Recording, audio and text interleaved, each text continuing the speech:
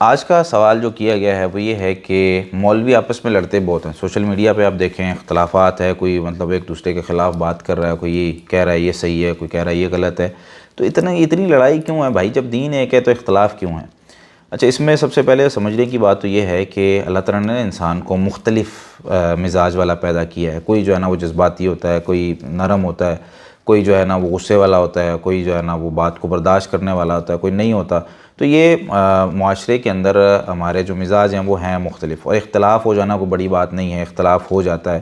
ایک بندہ کہہ رہا ہوتا ہے جی کھڑے ہو کے جو ہے نا وہ یہ کام کرنا، دوسرا کہہ رہا ہے بیٹھ کے کرنا ہے. باپ جو ہے نا کچھ کہہ رہا ہے، بیٹا جو ہے نا اس کی مخالفت کر رہا ہے. کبھی بیٹا کچھ کہہ رہا ہے، باپ جو ہے نا وہ کہہ رہا ہے یہ صحیح نہیں ہے. تو اختلاف تو ہو جاتا ہے.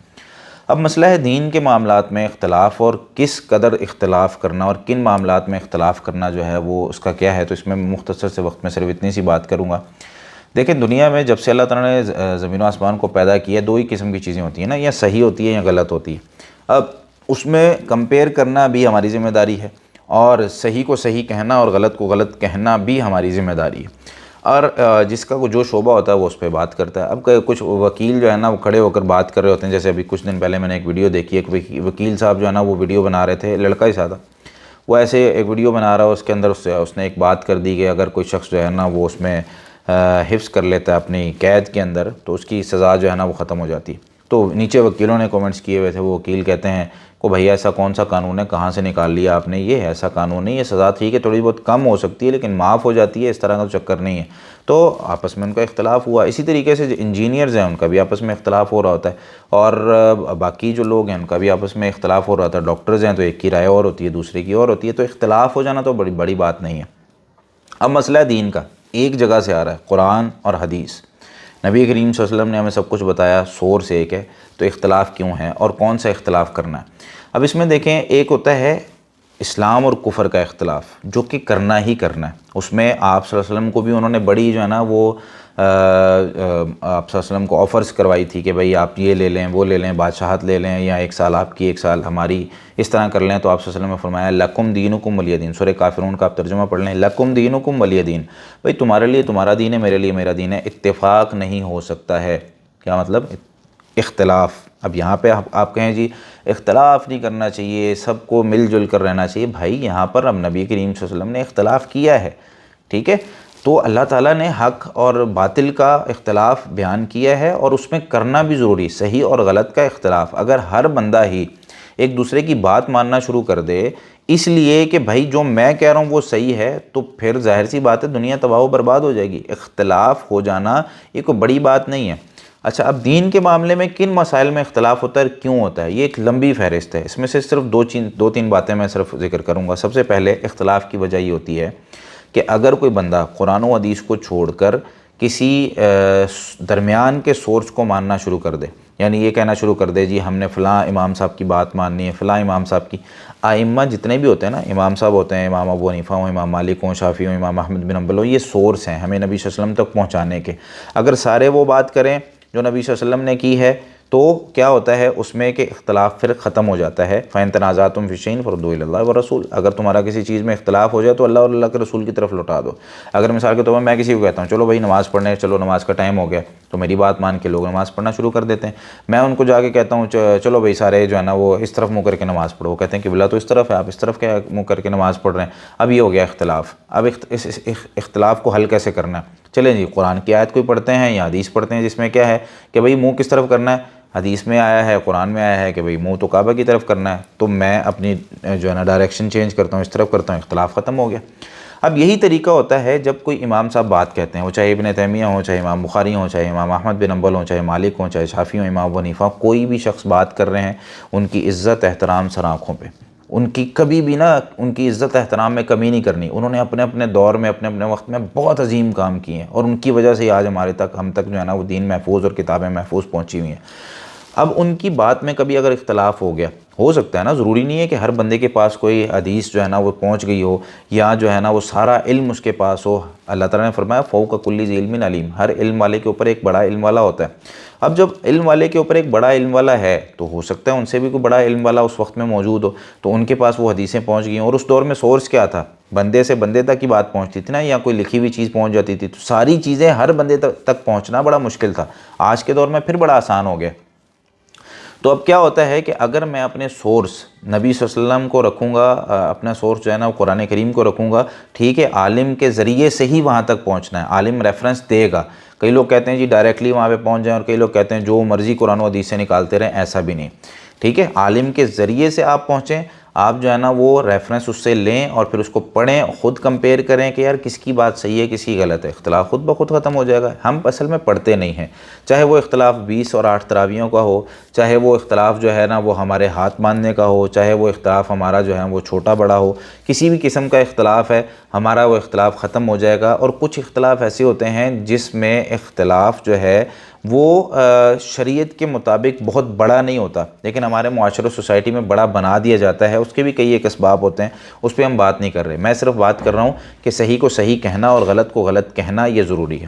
اور اسی طریقے سے ہمارے معاشرے کے اندر، سوسائٹی کے اندر نا مختلف شعبے ہوتے ہیں، ہر بندہ ایک شعبے کے اندر کام کر رہا ہوتا ہے، تو اگر ہر بندہ اپنے شعبے میں رہ کر کام کرے گا نا تو وہ اختلافات پھر بھی کم ہوتے ہیں۔ مثال کے طور پر ایک بندہ ہے، وہ بزنس مین ہے اور ساتھ اس نے کچھ دین کا پڑھا ہوا ہے، تو بھائی وہ اپنے فیلڈ میں کام کرے نا۔ ہاں بزنس کا کوئی اگر شرعی کوئی مسئلہ اس نے کو بتانا ہے تو کسی کو بتا دے گا یار میں نے یہ پڑھا ہوا ہے، لیکن وہ اگر دوسری فیلڈ میں آ کے بات کر رہا ہوگا جہاں مفتی صاحب بیٹھ کے 24 گھنٹے وہ شرعی مسائل پہ بات کر رہے ہیں، تو وہاں آ کے وہ نکاح طلاق پہ بات کرے گا، تو پھر ظاہر سی بات ہے اختلاف پیدا ہوگا۔ تو ہمیں یہ بھی دیکھ لینا چاہیے کہ یار کس بندے سے میں مسئلہ پوچھ رہا ہوں وہ کس کیٹیگری کا ہے، اس کے ساتھ جو ہے نا وہ بات کر کے دونوں میں جو اختلاف ہوا ہے تو ان میں سے صحیح کون سا ہے۔ جس طرح ہم گاڑی لینے گئے، اختلاف ہوا، کوئی کہہ رہا ہے جی یہ گاڑی اچھی ہے، کوئی کہہ رہا ہے یہ گاڑی اچھی ہے، میں گھر کے لیے فرنیچر لینے گیا، کوئی کہہ رہا ہے یہ کمفرٹیبل ہے، یہ جو ہے نا مضبوط ہے، یہ فلاں ہے، اختلاف تو ہوا ہے۔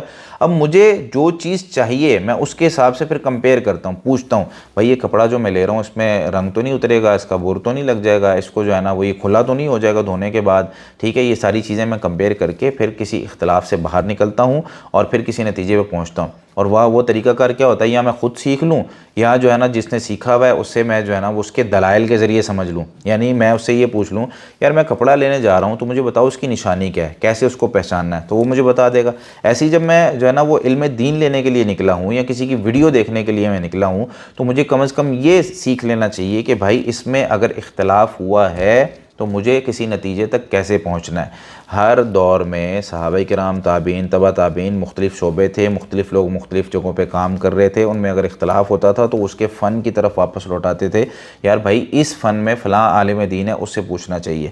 اگر وہ مسئلے کا حل دے دیتا تو پھر اس کے بعد کوئی دوسرا رائے نہیں دیتا تھا، لیکن وہ اس کی جو ہے نا مسئلے کا حل بھی ظاہر سی بات ہے دلیل کے ساتھ ہی ہونا چاہیے۔ تو اختلاف ہو جانا کوئی بڑی بات نہیں ہے، لیکن یہ بات بھی صحیح نہیں ہے کہ اختلاف امتی رحمہ، میری امت کا اختلاف جو ہے رحمت ہے، نہیں، اللہ تعالیٰ نے اختلاف سے منع کیا، اختلاف کرنا نہیں ہے، لیکن اگر ہو گیا کسی وجہ سے یا کسی کی جو ہے نا وہ بنیادی علم ہی صحیح نہیں ہے، ایک بندہ کہتا ہے یار میں نے زندگی اپنے طریقے سے گزارنی، میں جب چاہوں سوؤں، جب چاہوں اٹھوں، میں چاہوں نماز پڑھوں چاہے نہ نماز پڑھوں۔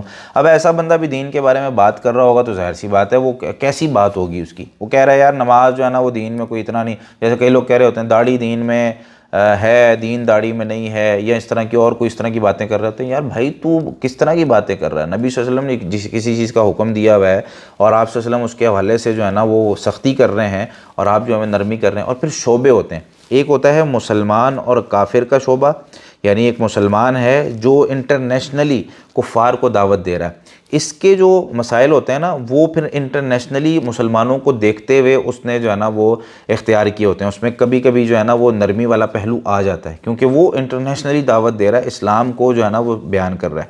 کچھ مسائل اس طرح کے ہوتے ہیں جو مسلمان تو مسلمان ہوتے ہیں، جیسے مثال کے طور پر اچھا ایک ہے نیا مسلمان ہوا بندہ، جب نیا مسلمان بندہ ہوا ہے نا اس کو جب ہم بتا رہے ہوں گے تو جو بندہ نیا مسلمان ہوا ہے اس بندے کو اگر ہم پہلی دفعہ میں یہی بتا دیں بھائی جان آپ نے جو ہے نا وہ تہجد پڑھنی ہے، وہ بھاگ جائے گا، وہ کہے گا نہ دن کو سونے دیتے ہیں، 5 نمازیں دن کو، 6ٹھی نماز جو ہے نا رات کو انہوں نے بتا دی ہے، تو وہ بھاگ جائے گا، پریشان ہو جائے گا۔ اب اس کو جو آپ نے بتانے ہیں وہ الگ قسم کے مسئلے ہیں۔ اب اسی طریقے سے ایک مسلمان ہے، ایک مسجد کے اندر 5 وقت کے نمازی ہیں، اب ان کو جو مسائل بتانے ہیں وہ آپ نے الگ بتانے ہیں، ان کی الگ قسم ہوگی۔ اور ایک ابھی بچہ نوجوان ہوا ہے، اس کو غسل کے مسائل کا نہیں پتہ، تو آپ کو اس کو غسل کے مسائل بتانے پڑیں گے۔ ایک بندہ جو ہے وہ بزنس کر رہا ہے، اس میں غلطیاں کر رہا ہے، آپ کو اس کے مسائل بتانے پڑیں گے۔ تو دنیا میں ہر قسم کے شعبے میں لوگوں کے کام کرنے والے لوگ موجود ہیں۔ تو یہاں پر لوگ اعتراض کر رہے ہوتے ہیں جی سارے اس طرح کے مسائل میں پڑے ہوئے ہیں، اختلافات کر رہے ہیں آپس میں، یہاں جو ہے نا مسلمانوں کو جو ہے نا وہ مارا جا رہا ہے، مسلمانوں کو یہ کیا جا رہا ہے، مسلمانوں کو وہ کیا جا رہا ہے۔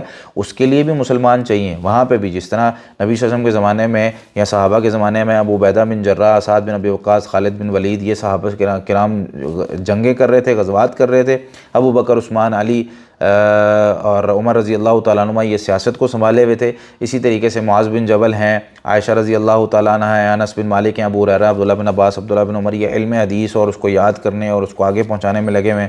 ابو ذر اور ابو الدرداء رضی اللہ تعالیٰ عنہ یہ لوگوں کو واعظ و نصیحت کر رہے ہیں اور دنیا کی جو رنگینیاں ہیں اس سے دور کرنے کی کوشش کر رہے ہیں۔ تو ہر شعبے میں لوگ کام کر رہے تھے، یہ نہیں کہ سب جہاد کے لیے نکل گئے، پیچھے کچھ بھی نہیں۔ ہاں شروع میں نکلے جب کوئی بھی نہیں تھا، مسلمان کم تھے، کفار بہت زیادہ تھے، تو سب نکلتے تھے، لیکن آہستہ آہستہ جو ہے نا وہ پھر کیٹیگریز بنی، ہر بندے نے اپنا کام کرنا ہے۔ ایک بندہ غیر مسلموں کو دعوت دیتا ہے تو وہ ان کو دعوت دے رہا ہے، ان کا انداز اس کا مختلف ہے۔ اگر اس سے کوئی موقف اختیار کرتا ہے تو دیکھنا چاہیے یار کس شعبے میں کام کر رہا ہے، کیا اس شعبے میں اس کی ضرورت ہے۔